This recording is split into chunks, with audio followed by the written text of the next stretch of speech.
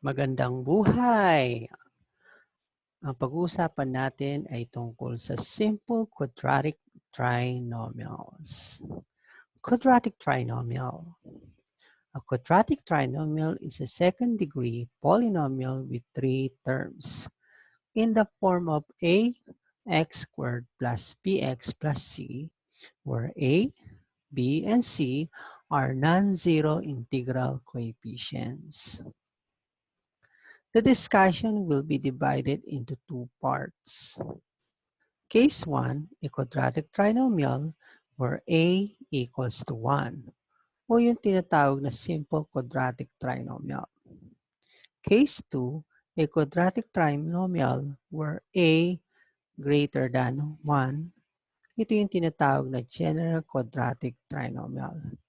Pero ngayon, ang pag-uusapan natin ay ang simple quadratic trinomial, yung case 1.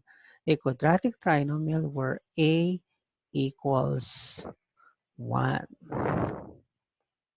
Case 1, a quadratic trinomial where a is equal to 1 or tinatawag na simple quadratic trinomial. A, x squared plus bx plus c. So yung a, that will be your numerical coefficients of x squared. Yung a natin is equal to 1. Examples. X squared plus x minus 6. A squared negative 4a minus 12. M squared negative 5m plus 6. So yung coefficients dito, yung first term, yung coefficients ng, numerical coefficients ng x squared is 1. Then yung numerical coefficients ng first term, yung a squared is also 1. Then m squared, the numerical coefficients is 1. So lahat ito ay examples ng simple quadratic trinomial. Steps in factoring the simple quadratic trinomials. Number 1, find two factors of last term whose sum equals to coefficients of the middle term. So that will be your first step. So yung unang-unang step. Step 2, using the form quantity x plus, then meron kang line, then quantity x plus, then blank, then fill this up with the two factors found in step 1. Example number 1. Factor x squared plus x negative 6. Solution. In x squared plus x minus 6, last term is negative 6 and the middle term is positive 1. So, ito yung last term, negative 6 siya. Then, yung middle term mo, ang numerical coefficients ng x is 1. So, titignan mo yung sign dito. Tignan mo, negative yung sign ng last term. So, therefore, ang factor niya dito, so, ang gagawin natin, factors of negative 6, kukunin natin lahat ng factors ng negative 6.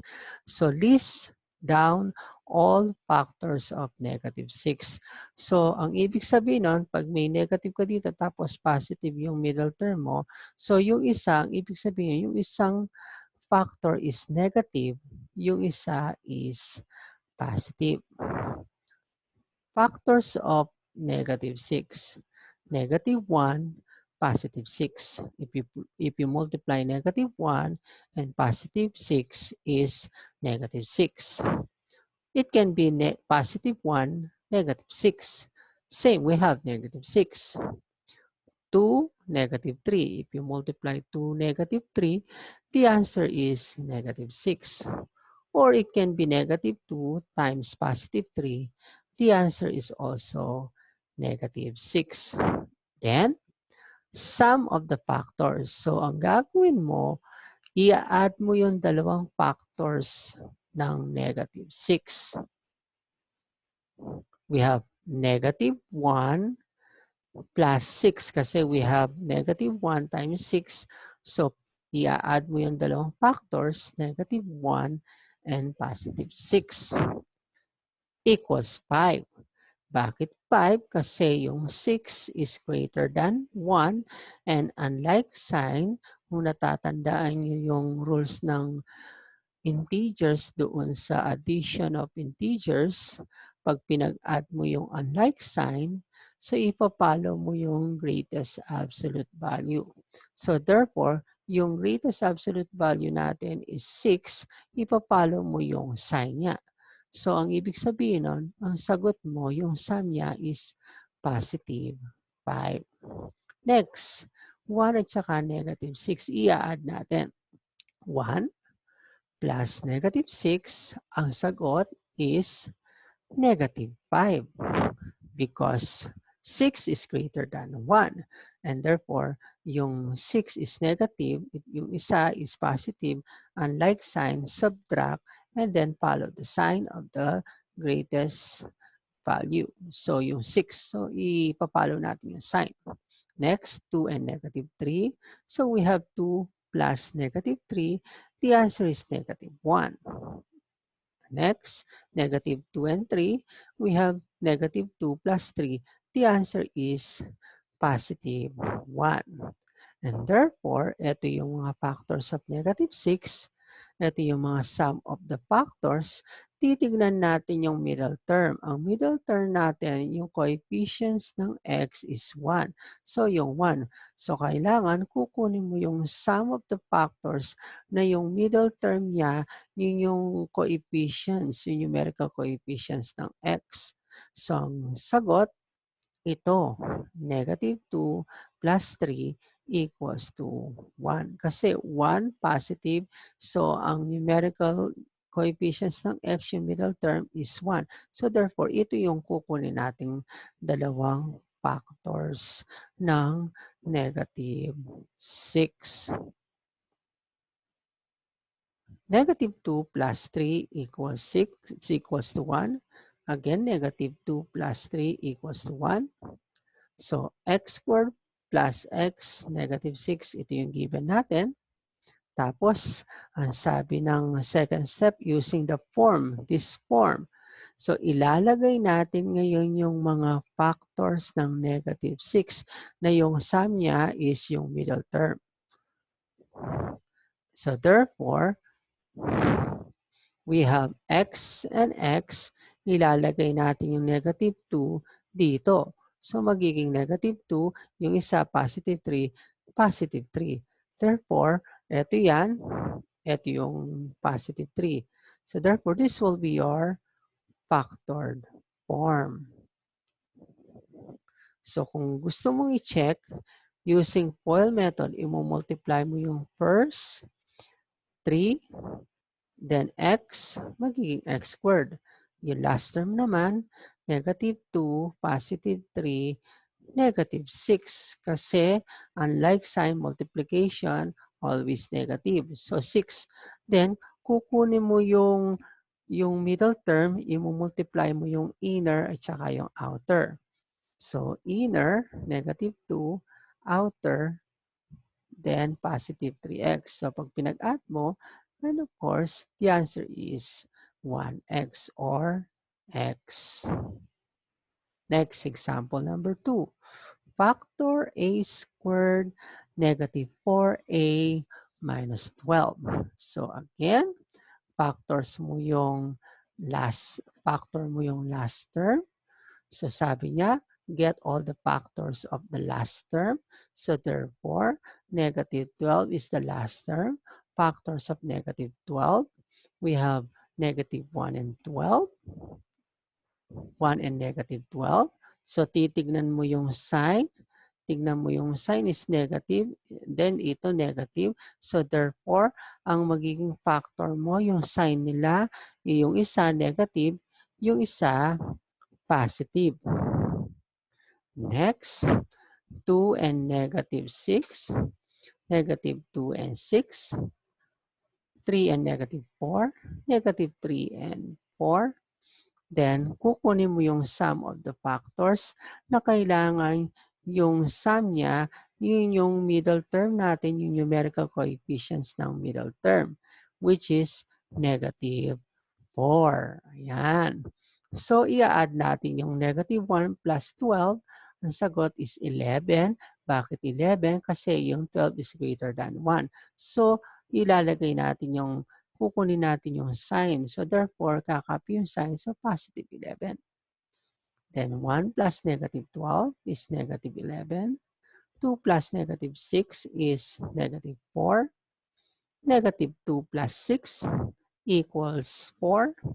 3 plus negative 4 equals negative 1. And negative 3 plus 4 equals 1. So tapos, hahanapin natin yung numerical coefficients ng A, which is negative 4. So therefore, ito yung negative 4. So, ito yung factor niya, yung 2 plus negative 6. So, ito yung gagamitin natin. So, A squared, negative 4A equals 12. And therefore, using the form, that will be the second step. Using the form, so this will be the form, A plus blank, then A plus blank, and then, so i-insert lang natin yung nakuha nating factor. Ito yung 2 at saka yung negative 6. So therefore, A and A, so positive 2 and negative 6. So therefore, this will be your factored form. So again, i-multiply mo to at saka ito, magiging 12. Ito, tsaka ito, i-add mo, magiging negative 4. Ito naman, i-multiply mo yung A and A squared. Next, example number 3, factor m squared negative 5m plus 6. O, kukunin natin yung factors ng last term. Ang factors of 6 is negative 1, negative 6. 1, 6, negative 2, negative 3, 2, 3. Okay? Sum of the factors. So, tignan nyo yung last term natin. Tignan nyo yung sign dito. So, ang ibig sabihin, kapag ang last term mo is positive, and then yung middle term mo is negative, therefore, it can be negative, negative, or positive, positive. So, dalawa yung same signs yung two factors mo. Negative, negative, or positive, positive. Because if you multiply negative, negative, the answer is positive. Positive, positive, the answer is negative. So these are the factors of 6. Sum of the factors, so negative 1 plus negative 6, the answer is negative 7. Kapag like sign, copy the sign, then add. Kapag sa addition. Next, positive 1 plus 6 is 7. Negative 2 plus negative 3, negative 5. 2 plus 3, positive 5. And then, yung middle term natin, tignan nyo yung middle term natin. Ang middle term natin is negative 5. So, kukunin natin yung factors na yung sum of the factors is negative 5. So, ito yung negative 5. So, ito yung magiging, ito yung kukunin nating factors. And then, second step is using the form. So, therefore, m squared negative 5m plus 6. Ito yung form. Tapos, insert lang natin yung nakuha nating factors, which is negative 2 and negative 3. So, negative 2, negative 3. Then, this will be your factored form. Thank you for watching, and I hope you learned something. Bye!